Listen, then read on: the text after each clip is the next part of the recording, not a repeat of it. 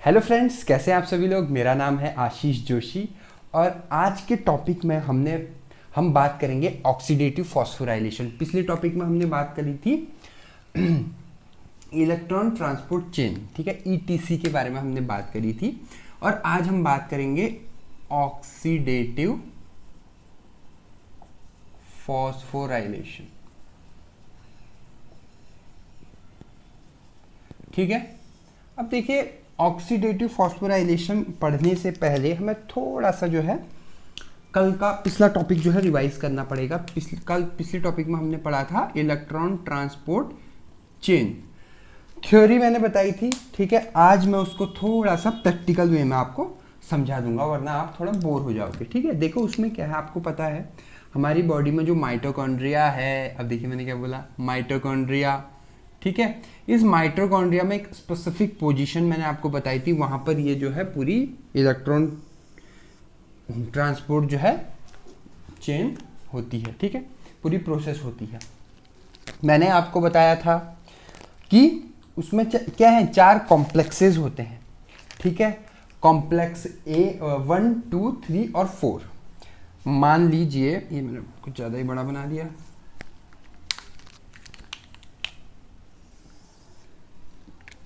ठीक है। ये है, मान लीजिए कॉम्प्लेक्स 1, ठीक है, कॉम्प्लेक्स 1। यहां पर मान लीजिए आप इस तरह से, ठीक है, इसको आप कॉम्प्लेक्स 2 मान लीजिए। अब इसमें 2 चीजें होती हैं, खैर इसको ना हम ऐसे मान देते हैं, ये कॉम्प्लेक्स 2 है और ये जो अपना कोक्यू इनहिबिटर, कोक्यू एंजाइम, ठीक है, जो हमने कोक्यू एंजाइम पढ़ा था ना। उसके बाद ये है आपका कॉम्प्लेक्स तीसरा, इसको थोड़ा सा हम अलग सा दिखा देते हैं, ठीक है। ये कॉम्प्लेक्स थर्ड है और अपना कॉम्प्लेक्स, टोटल 5 कॉम्प्लेक्सेस होते हैं, मैंने आपको बताया था।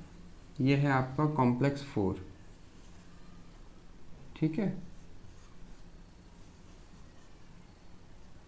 ये है कॉम्प्लेक्स 4। अब देखिए कितने अच्छे अच्छे कॉम्प्लेक्स हैं।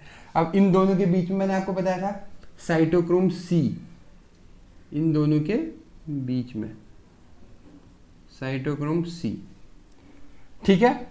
और यहां पर हमने बताया था आपको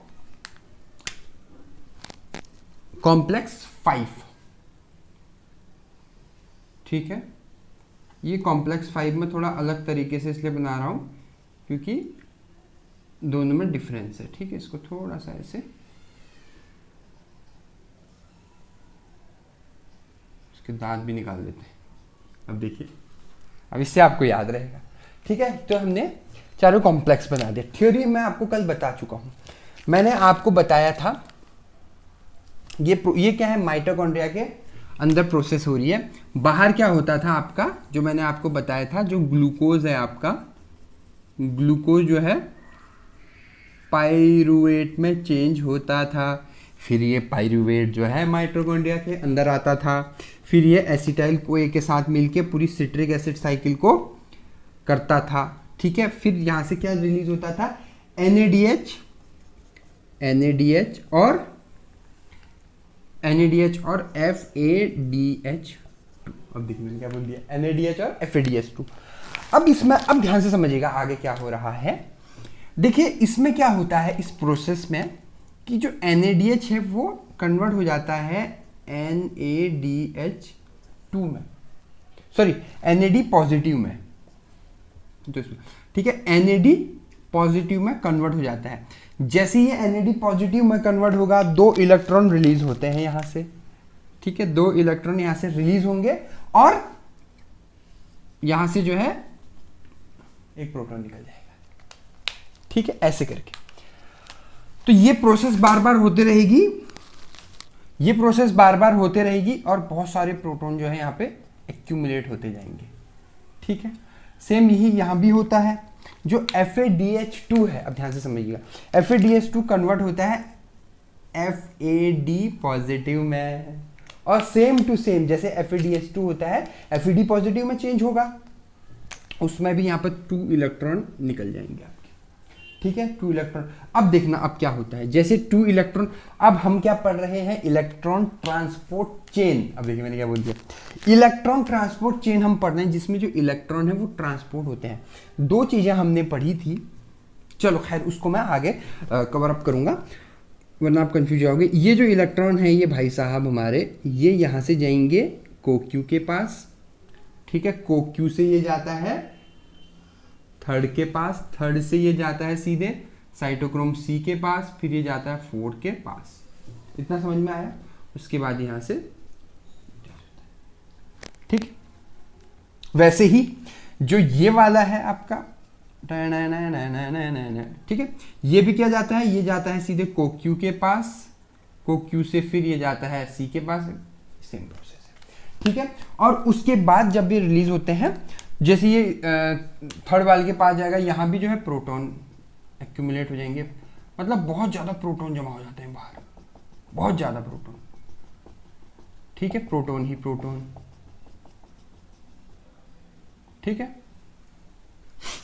अब यह इतना समझ में आ गया आप लोगों को। उसके बाद क्या होता है, अब ध्यान से समझिएगा वरना आप कंफ्यूज हो जाएंगे।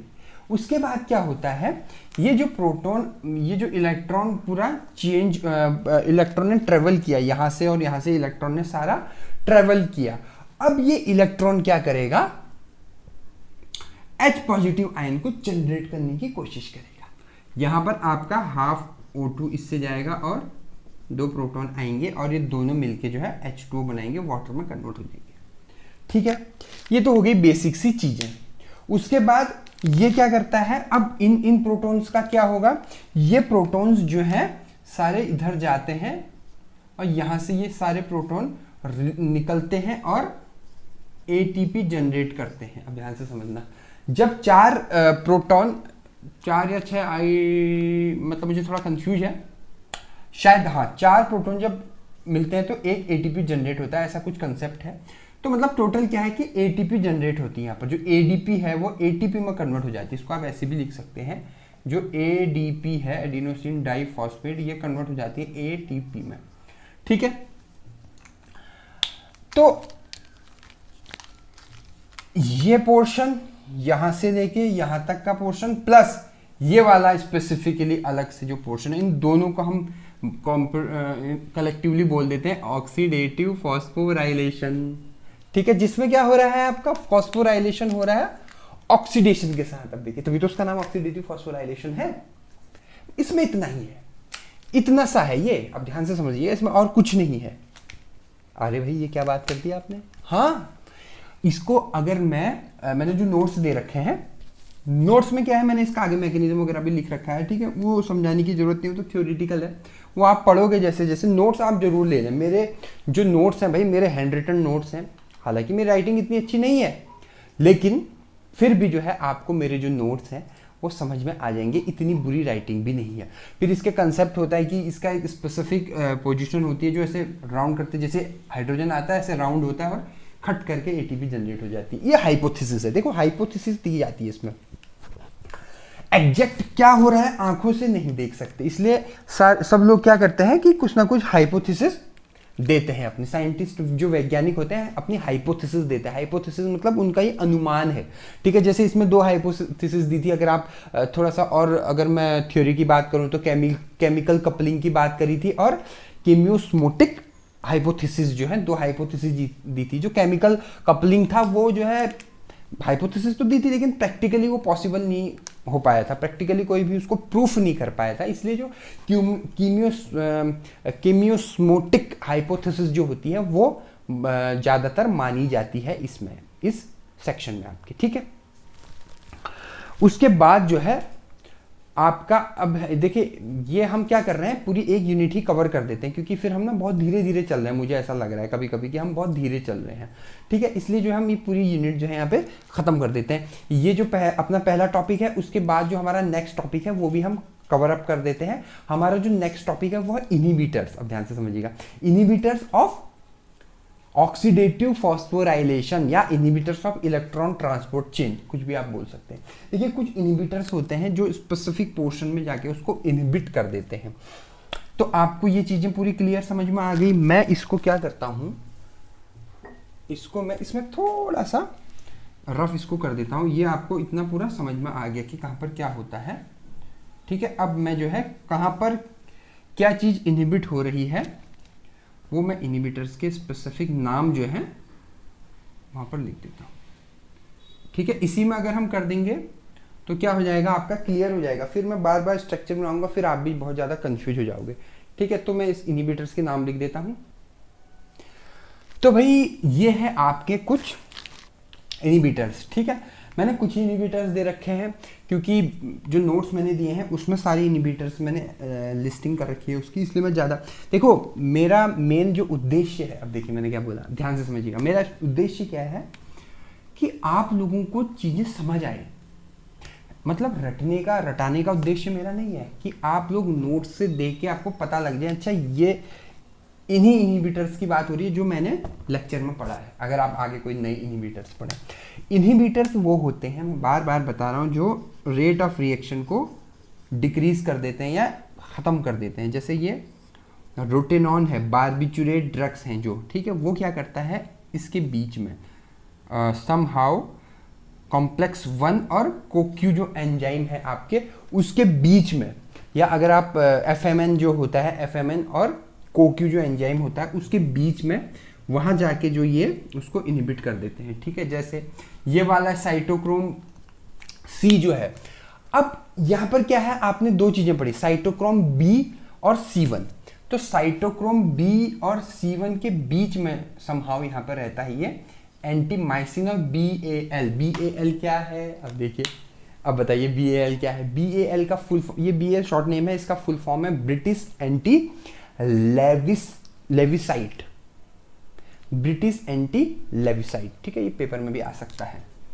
ये है आपके, ठीक है। फिर है इनहिबिटर्स ऑफ साइटोक्रोम ऑक्सीडेज, ठीक है, जैसे कार्बन मोनोऑक्साइड है, साइनाइड है। तो ये बेसिकली क्या है, ये इनहिबिटर्स हैं जो इसके रेट ऑफ रिएक्शन को इनहिबिट कर देते हैं या जो पूरी प्रोसेस है इसको रोक देते हैं, ठीक है। अब इससे क्या होता है, बहुत ज़्यादा अमाउंट में आपके एनर्जी रिलीज होती है, ठीक है।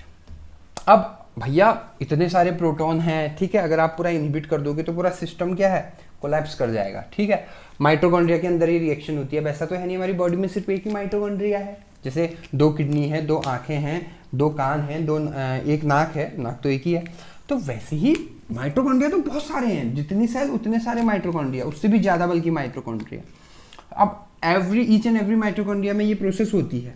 तो कहीं पे भी जो है ये स्पेसिफिक जो है ड्रग आ गई तो वो पूरे जो सेल के माइटोकॉन्ड्रियाज हैं उनको पूरी तरीके से क्या कर देगी, खत्म कर देगी, ठीक है। इसीलिए जो है ये इनहिबिटर्स हमें पढ़ना है कि भैया ये ऐसे इनहिबिटर्स होते हैं। अब हम जो आगे चल के फिर जब हम फार्माकोलॉजी पढ़ेंगे उसमें आप ये बारबिचुरेट वगैरह पढ़ोगे तो फिर आप देखोगे कि इनका असर को कम करने के लिए, इनको भी ख़त्म करने के लिए कुछ ड्रग्स दी जाती हैं। वो ड्रग्स कौन कौन सी होती है ये सब आप पढ़ोगे।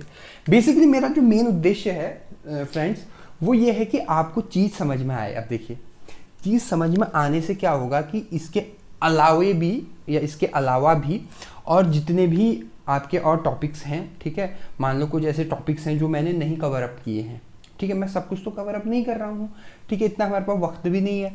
हम कुछ हम मेन चीज़ें कवर कर रहे हैं। बाकी नोट्स में, हाँ नोट्स में मैंने सब कुछ दे रखा है, नोट्स में मैंने कोई भी कंजूसी नहीं की है। यहाँ मैं थोड़ा बहुत कंजूस हो जा रहा हूँ। खैर बाकी इसी के साथ जो है हमारी सेकंड यूनिट भी समाप्त होती है। हमने जो है अभी तक 2 यूनिट ख़त्म कर दी हैं बायोकेमिस्ट्री में, बी फार्म सेकेंड सेमेस्टर, ठीक है, फर्स्ट ईयर का सेकेंड सेमेस्टर जो है बायोकेमिस्ट्री में हमने 2 यूनिट ख़त्म कर दी हैं। 3 यूनिट हमारे पास और बची हैं जो हम धीरे धीरे फर्दर ख़त्म कर देंगे, ठीक है। आई होप आपको आज का लेक्चर क्लियर हुआ होगा। अगर आपको मेरी वीडियो पसंद आए तो मेरे चैनल को सब्सक्राइब कीजिएगा, बेल आइकन पे क्लिक कीजिएगा। आपने मुझे इतना वक्त दिया उसके लिए बहुत बहुत धन्यवाद। Thank you so much.